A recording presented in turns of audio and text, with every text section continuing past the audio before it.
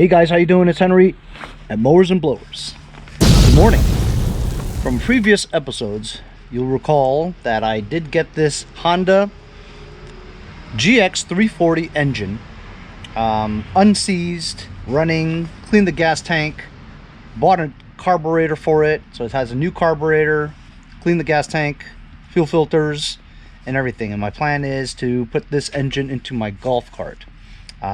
Today I'm going to try to remove this pulley because this pulley requires the centrifugal clutch off of the existing engine, which is a Fuji Subaru Wisconsin Robin engine in it. It has electrical issues and I didn't want to spend a lot of money in parts to maybe getting it going.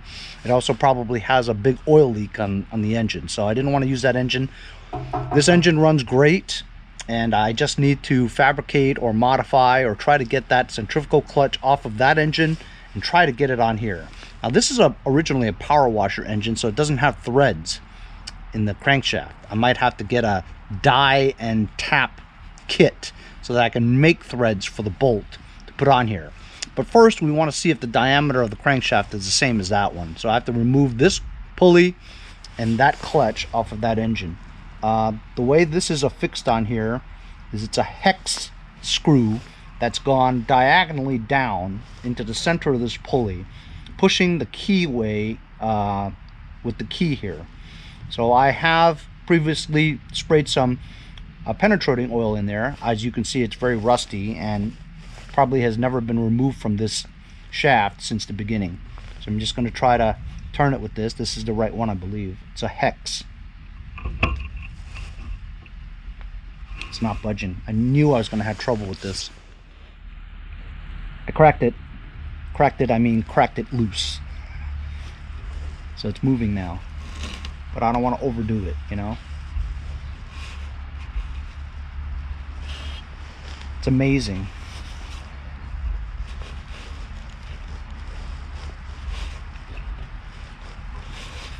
All right. So it looks like I extracted. Uh-oh. Does it just disappear like that? Oh, here it is.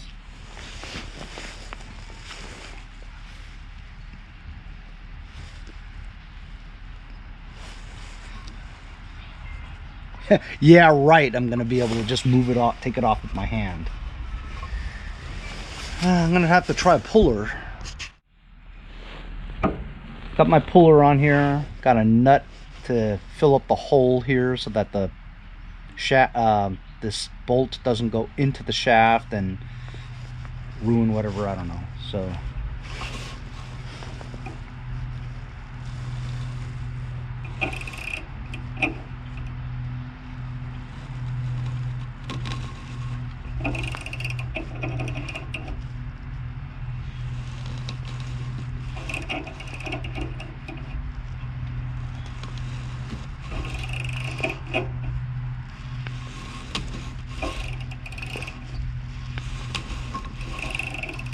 I don't think it's going to work.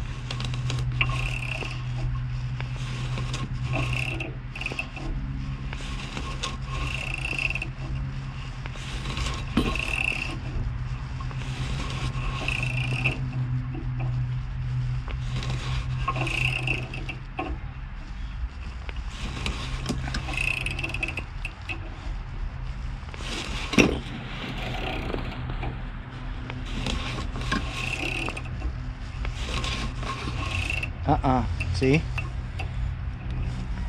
It's bending this. I'm gonna have to do it over here. So that's not gonna work because this puller is not wide enough to reach all the way around to properly grip this side, you know? So I tried that, it's not gonna work. Chisel and sledgehammer. Jarred it a little.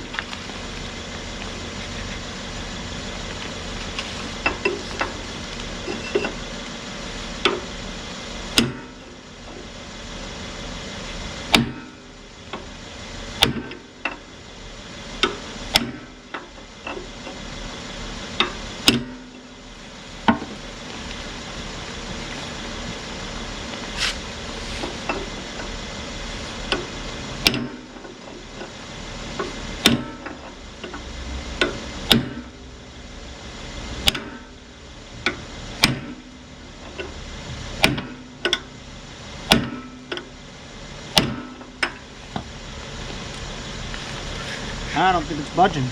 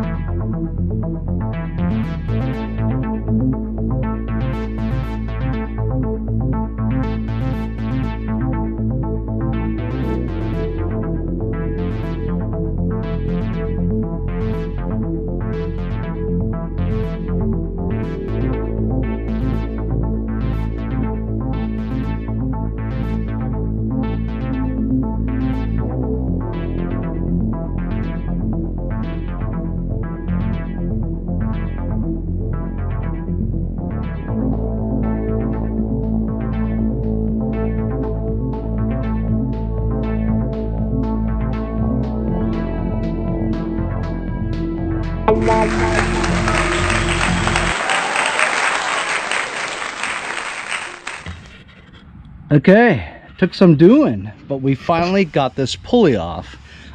Banged the plate back on here again. It was bent, so just tap it back on here. It's fine. I could reuse it if I needed to. It was a pain. I had to get this nail, put it right over there to get the key out. There's the key. Slightly damaged from, actually very damaged from the banging to get that off. This took all day, man, just to get this damn pulley off. Now, can you imagine how hard it is to get the centrifugal clutch off of that Wisconsin Robin off the go-kart? It's going to be near impossible, I'm sure. Without removing the engine, it's going to be really hard.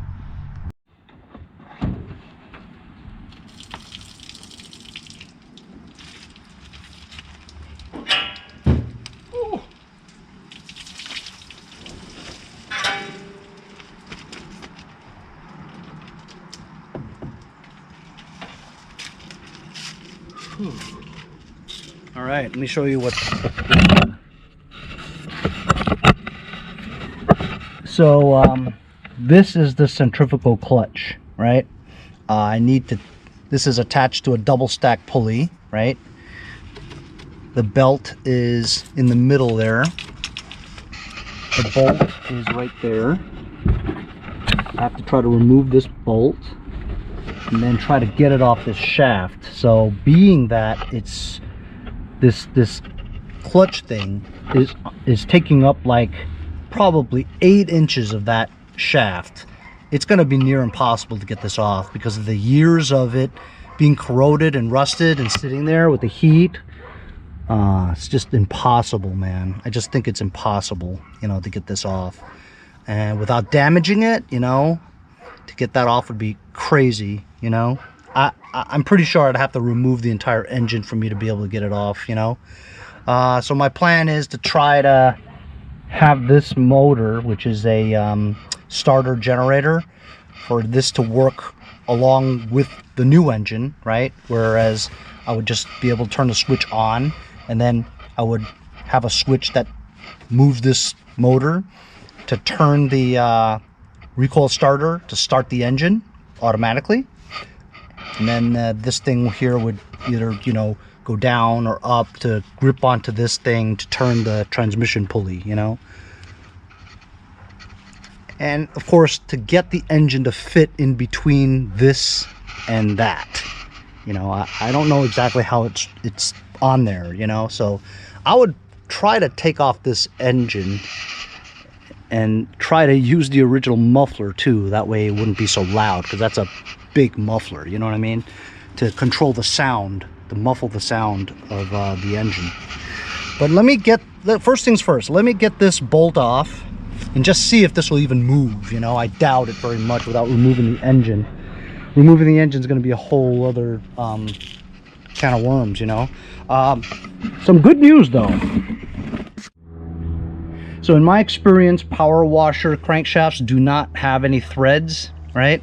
And so while I was just here, I decided that I was gonna measure to see how deep I would have to drill and tap this to make threads. So I stuck this nail in here like that, just to see how deep, and I put my thumb there. And so it's that deep. I don't really have to drill, you know what I mean? I just need to tap it and make threads in here about that deep, right? And then when I was pushing this in and pulling it out, I felt grids, like, you know what I mean? A vibration. So I'm like, what the hell? So I sprayed some penetrating oil in there, and I don't know if you guys can see, but this is threaded. So I do not have to die and tap it, you know, and make threads. It already has threads. So that's awesome. Question now is, what type of threads is it? 28? 18, 16. I think the smaller the number, the more wide apart the threads are. The higher the number, like 28, is that the threads are closer together. You guys know what I mean? Like, for instance, if you look at this like head bolt, right? See the threads? I think that might be like an 18 or 16 or something like that. And then here is like a crankshaft bolt where the threads are closer together. See? So I don't really know, but I actually stuck this in there and it actually turned at least 6 or 7 rotations before it slowly stops, you know. And I'm thinking that I could just impact this in and make threads, you know, with this, and just leave it there, and that would be it. You know, that's the one way to secure it on there. But it's a one-shot deal, you know what I mean? I would put like red Loctite in there or something, and it would be like a one-shot deal. So I mean, it does turn like 6 threads. It does go in like about that much. I know if I impacted it in, it would make its own thread and go in like that. I don't know. Let's try to get that damn clutch off. Since this is a Japanese machine, I'm thinking it's millimeter. It's a 3/4, that's not gonna work. There's a 15 millimeter. No, too small. No, too small. So I need, there's a 13/16. Way too big. There's a 19/32. Not too big. 11/16. Oh, it's there, but it's too big. Let me find a 16 millimeter. Oh, you know what? Here's a 5/8. Ooh, 5/8 works. But this isn't very strong, so I would need to find a. Yeah, right. This thing's going to turn along with it, so I'm not going to be able to turn it. Unless I stopped it somehow by putting a rope down. If I put a rope into the spark plug hole, right? If I put a rope in a spark plug hole, it'll stop the piston from going all the way up. But you could break the crankshaft, the connecting rods that way. I think the best way to do this is I should remove the engine and impact it off with a 1/2" impact. And you can't do it while the thing is in the machine. So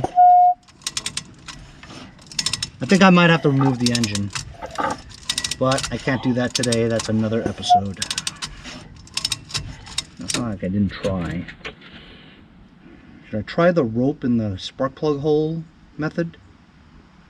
I'm not going to use this engine anyway. Okay, we're going to try the rope in the spark plug hole trick. Take the spark plug out.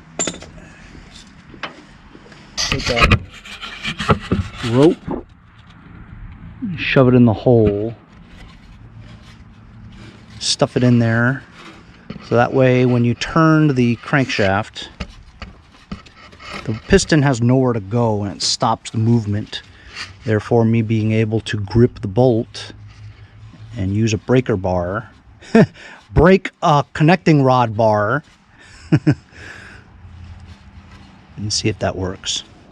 So I must have just gotten lucky when I took the spark plug out. The piston was all the way to the bottom because I just shoved almost this entire rope in there and it's still going. So I mean, this rope was like 4 feet long. I don't know how it stuffed it all the way in there anyway. So we're going to be going counterclockwise, right? So I'm going to turn this until the piston moves upwards and it stops it right there. Got a breaker bar.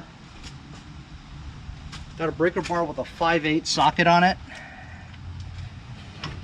Oh, that barely fits, man. Damn it. See what I'm saying? I can't even get this socket in there. I'm gonna have to find a wrench, but ooh, okay, there we go. I know I'm gonna break this breaker bar. I mean the socket. I'm just gonna turn it. Nope, it's blocked. Can't get this out.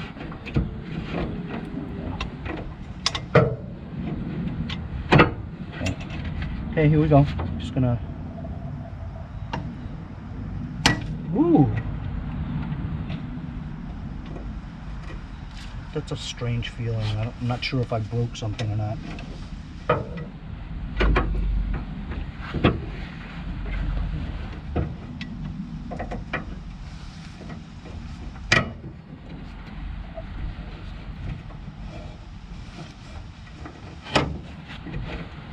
Wow, it is moving, I think. We get a ratchet now.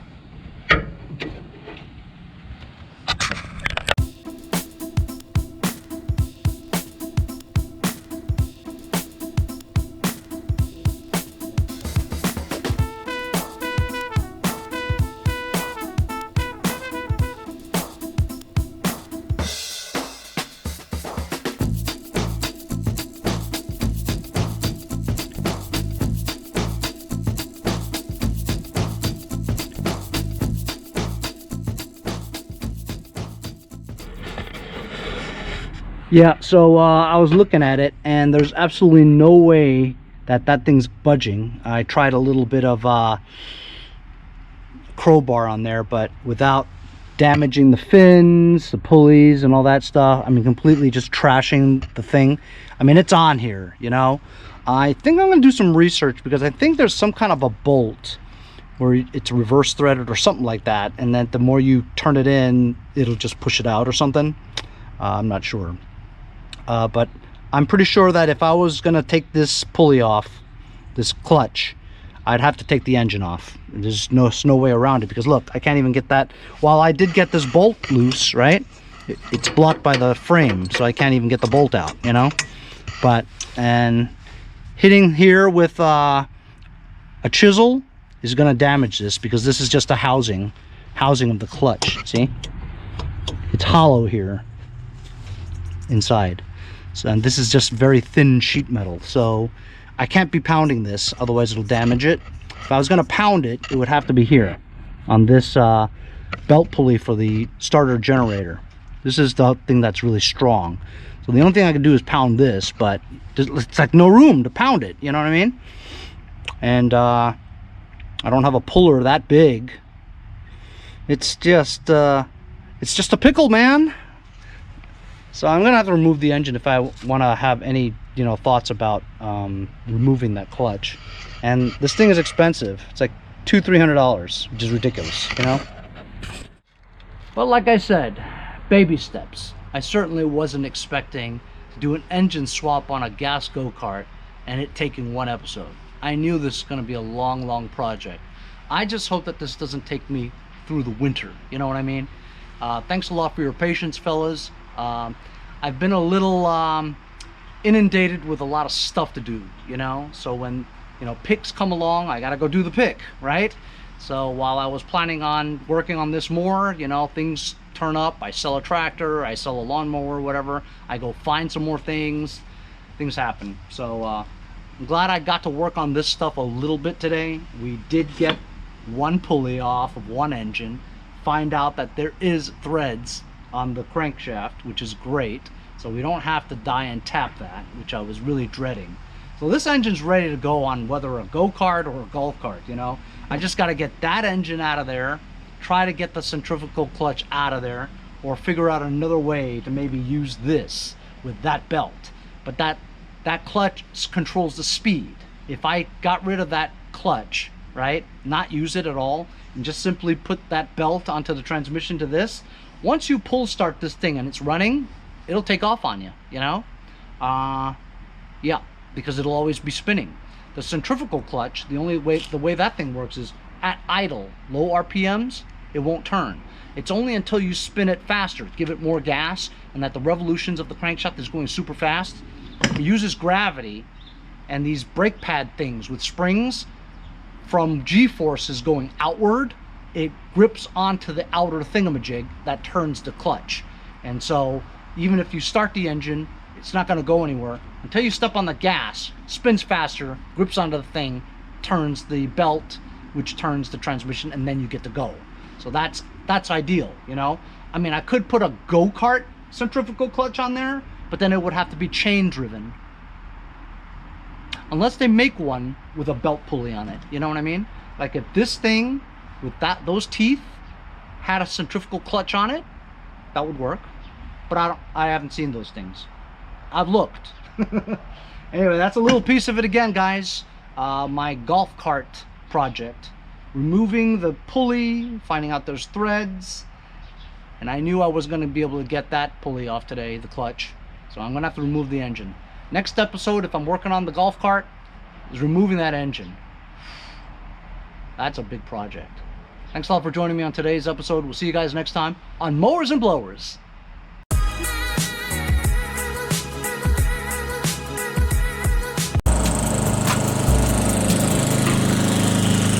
Because the UPS guy screwed this up. I'm going to see you next time on Mowers and Blowers. Hey, if you guys enjoyed the video, remember to give me a like. Also, comment below. Subscribe. Remember, it doesn't cost anything to subscribe. It's free, right? Also, hit that little bell. That way you'll get post notifications whenever there's a new video, and you won't miss out on any of them. Remember to follow my Instagram and Facebook, as well as if you'd like to donate $1 or $2, paypal.me/mowersandblowers. Really appreciate all the support. Also, to keep the videos coming every day, support the channel. Bye.